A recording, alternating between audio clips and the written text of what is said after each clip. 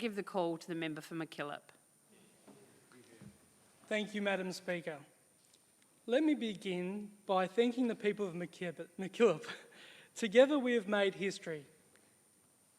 I say to all who voted for me and those that didn't, as your representative, I have one objective: to fight for you. My electorate is massive. Some 34,000 kilometres, it is bigger than Belgium. Given this, I am disappointed to hear today that the government has proceeded not to proceed with the tail and ban office that they had previously arranged with the previous member. I say to the northern areas of my electorate, I will work doubly hard for you despite this setback. McKillip is united by a common character, proud regional people who quietly get on with the job. But for too long, the people of McKillip have been forgotten. I ran because I believed someone had to challenge that notion. I was not the candidate I was not the best candidate, the perfect candidate by any means. However, I knew with the current people who were running, the parties that had either thought they couldn't win or they couldn't lose, I knew I was the best candidate to challenge this broken two-party system. This election, the people of McKillip sent a loud message. We are sick and tired of being taken for granted or ignored. We provide a massive amount of economic activity to this state through agriculture, aquaculture and viticulture, and too often not enough is returned to us. We believe we deserve our fair share of better hospitals, modern schools and safer roads. To represent the South East, the Coorong, the Lower Murraylands and the Lower Mallee region is the honour of my life. I want to acknowledge the former member, Nick McBride, for his 8 years of dedicated service to the people of McKillip. He stood up to his own party on the issues that mattered most to his electorate. Nick has accepted this transition with true grace and humility and has gone out of his way to help me to get a head start to set up my office. Thank you to Rose for putting service above party politics and continuing on as my office manager. Thank you to Annemie and Karen for joining as well. I am not the first Virgo in this place, and I hope there'll be many more to come, although I don't know what that last Virgo would have thought of my political allegiances. Growing up in the southeast, I understood the value of hard work because I watched my parents, Christopher and Marianne, live it every day. My dad spent his whole working life across our region's industries, from working on a fruit block when I was very young to commercial fishing and forestry. My mum taught me that what sheer determination looks like. She became the first in her family to put herself through university and work her way from being a personal carer in aged care to becoming the residential manager at St Mary's in Mount Gambier. Thought I wouldn't cry, but there we go. For those who know me too well, you know that although I'm usually a quiet person, once you get to know me, I won't shut up. And I am as stubborn as they come. But I think my brother Rodney is worse. Virgo boys are tough enough to get along with on our own, let alone when you put two of us in a room. Whenever Rodney and I would get into an argument, Mum would often remark how stubborn we both were, only for us to remind her exactly where we got that from. Thank you to my mum for handing out how to vote cards and to my brother for sacrificing leave to assist with pre-poll and being the best numbers man a candidate could have. He called me to let me know I had won, just as I had called him years earlier when he was elected as a councillor. My mum asked me not to share this, so naturally I'm going to. I grew up hearing her yell at the TV, "Little Johnny Germ," every time the Prime Minister was on television. Suffice to say, we were a Labor family. I grew up during those 11 long years of the Howard government, and I vividly remember the immense sense of hope and excitement when Kevin Rudd became leader. I joined the Labor Party because I wanted to be part of that change. But by 2010, I had become deeply disillusioned by Rudd's capitulation on climate change, after declaring it the great moral challenge of our generation. And I was equally disillusioned by the government's treatment of refugees. That was a catalyst for me leaving the party and joining the now infamous Australian Sex Party, later renamed the Reason Party.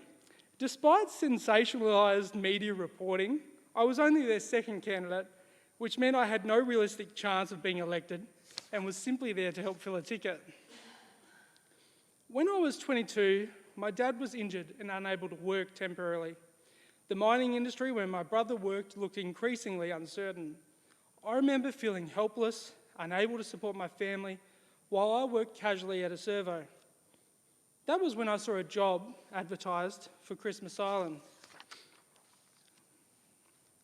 It was there that I saw how well-meaning and idealistic government policies can produce devastating consequences for people. We would see people arriving wearing spray overalls because their boats had sunk and they had even lost the shirts on their backs. There were drownings, there were deaths. I asked many would they ever take that journey again, and every single one said no.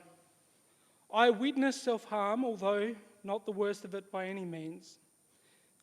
We would often hear of boats that never arrived. For example, we would hear boat 701 was expected the next day, but then boat 702 would arrive, and you would never know what would have become of the people from boat 701. Perhaps it had been diverted to Ashmore Reef and Darwin, or perhaps it had sunk. There were likely many more lives lost at sea because they were never even given a number. We were told our case notes would help determine whether people would come to the mainland, but it often seemed everybody came regardless. Many of the people I met seemed like good people and simply searching for a better life. But there were certainly individuals you would not want in this country. During the peak of arrivals, the situation was completely out of control, with thousands of people coming each day. The lesson I learned from this experience is that decisions made in this place can have serious unintended consequences, often producing outcomes completely opposite to those intended. Whenever I consider legislation in this Parliament, I will remember that life lesson. I saw firsthand the sheer human danger and tragedy of an out-of-control border policy, and today I see the dangers of an out-of-control energy policy. As electricity prices soar due to our rush away from cheap, reliable coal-fired power, ironically, it is these two policies that caused me the greatest disillusionment in 2010 that I have since come to see, although perhaps well-meaning, did not always produce the best outcomes. After Christmas Island, I worked in my electorate in security roles at Narracott Tees, the Nangwarry Timber Mill, sites across Nangwarry, Penola and Robe, and the Mount Gambier prison. In recent years, our family's political compass began to shift. First my parents, then my brother. Today my dad takes enormous pride in reminding me that it was him who kept on telling me to join One Nation and to run. For me, the political journey was a long one, but I know I'm not alone. Many former Labor, Minor Party and independent voters have moved towards One Nation because they've felt that they've been left behind by the Uniparty. Like many Australians, I came to realise that the warnings Senator Pauline Hanson had made for years were coming true. When Senator Hanson recruited Barnaby Joyce, she demonstrated that a broader political constituency was possible. He is someone who can speak just as comfortably with someone in a boardroom as he can with someone at the pub. The pandemic and the conflicts overseas have exposed just how fragile our supply chains really are. In this new era of might is right and the weakening of the rules-based order, Australia must increasingly put Australia first. I believe in a strong strong safety net, but I also believe reward for effort matters, and that Australians who work hard and prepare for retirement should not be penalised for doing the right thing. I generally believe if, as an adult, you are not hurting anyone else, the government should just leave you alone. What people choose to do in their private lives is largely their own business, and I have never believed politics should be consumed by policing or obsessing over the personal choices of adults. A special thanks to my former colleague John Barrett, who opened the batting at pre-poll in Millicent and set the pace for my entire campaign. I also want to thank my colleagues Leash Cordy, Eamon Howley, Leanne Ellis, Jaden Ellis, Joe Bloody Tidy, and Brenton Vella for volunteering. Thank you to Adamo Mucci, who was always willing to help at a moment's notice. Whenever I asked for help, he would say, "How long? I know you're going to say all day, and that's okay." And I did always ask all day. Thank you to Donna Wright and Chris Wright. Donna became my roster coordinator and helped me through going through the exhausting final days of pre-poll. When I would campaign all day and then in the evenings drive around the electorate dropping off how to vote cards, Donna walked so I could run. She ran twice for One Nation in Barker almost 3 decades ago. She also has a remarkable ability to buoy me with her Christian faith. Whenever I panicked about staffing booths or whether things would come together, she would calmly say, "It will always work out in the end," and she was right. Although I do not share Donna's faith, there is an old story about the Good Samaritan, a reminder that character is measured by the labels not by the labels we wear, but by how we treat those around us. Thank you to Jim Perrett, Mike Hardy and Rhonda, who travelled all the way from New South Wales to help me with my campaign. Thank you to Karen Gillespie, Gav Klusk and Narelle Adams, my Narracourt pre-poll team. During this election, I had supporters helping while they were undergoing cancer treatment, dealing with serious medical conditions, and some who were senior citizens. Volunteers who stood at polling booths all day. Thank you to Bev and Craig Nottle, former lifelong Liberal members, Dwayne Butler and David Black, Miriam Bidley, Johnny O'Loughlin, Roger Andrews, Lee, Steve and Serena Williams, and no, Madam Speaker, not the tennis star, Morris Jones, Alicia Pascoe, Kathy and Bob Cross, David Chudley and Helen Downton, Sharon Macon, Shelley Cox, Deirdre and Peter Pointer, Kristen, Natalie and Matt, Leanne Crawford, Colleen and many others who stood by me throughout this campaign. During this campaign, I received a phone call from a lovely woman in robe. She told me she didn't care about it, but she was just letting me know that people were going around the electorate telling people I was gay. I guess I'll never know whether it was intended maliciously, but that was the impression I got from that conversation. The reality is I have been openly gay throughout my entire adult life. I do not wave the flag in the air as I walk down the street. I prefer people to find out these things naturally. There are times when those of us who are gay feel we have to hide it for our own safety or just sometimes to avoid social awkwardness. But I would rather my community hear it directly from me than from a potential political opponent or whispers. And if someone does seek to weaponise who I am, that says more about them than it does about me. I wish, in respects, I was more like my last surviving grandparent, Nana, Betty Stanley, who no matter what would happen to her in life, would always just brush it off and say, "Oh well, it could have been worse." And I won't tell that story, Mum. Too often, as my partner knows too well, I do sweat the small stuff. To my partner, Isang, we have built a life together. I think about where we started out, about how much we've grown together, and how much we've achieved in the 11 years of being together.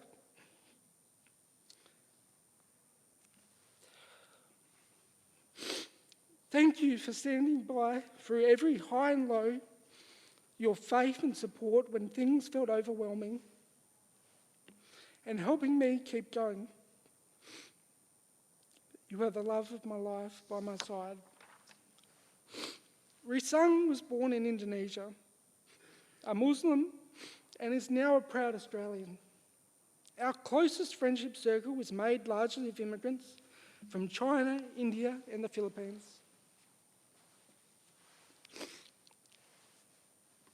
I am deeply thankful for their support, particularly my partner and friends Christine and Brad Pascoe, along with their baby boy Matthew, who helped me during my campaign. I love migrants. The overwhelming majority are simply searching for a better life. But two things can be true at once. And I do believe migration levels in recent years have been too high. Yes, in some parts of the country, employers are crying out for workers. In others, communities simply want time for housing and infrastructure to catch up. In some places, both are true.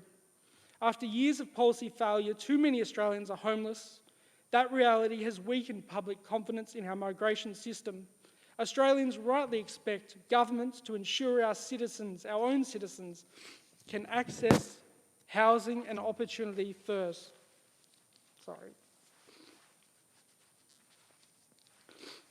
Those who come to Australia to share our boundless plains should come prepared to embrace this country as their own and respect our way of life.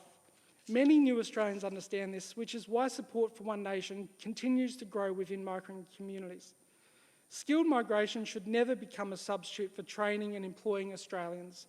While it may deliver short-term economic benefits, it can also create serious ethical and domestic consequences.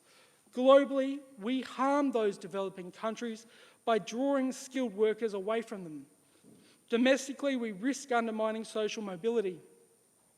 This is what I love about being part of One Nation. People are allowed to think for themselves. I believe in nuance and in having difficult conversations.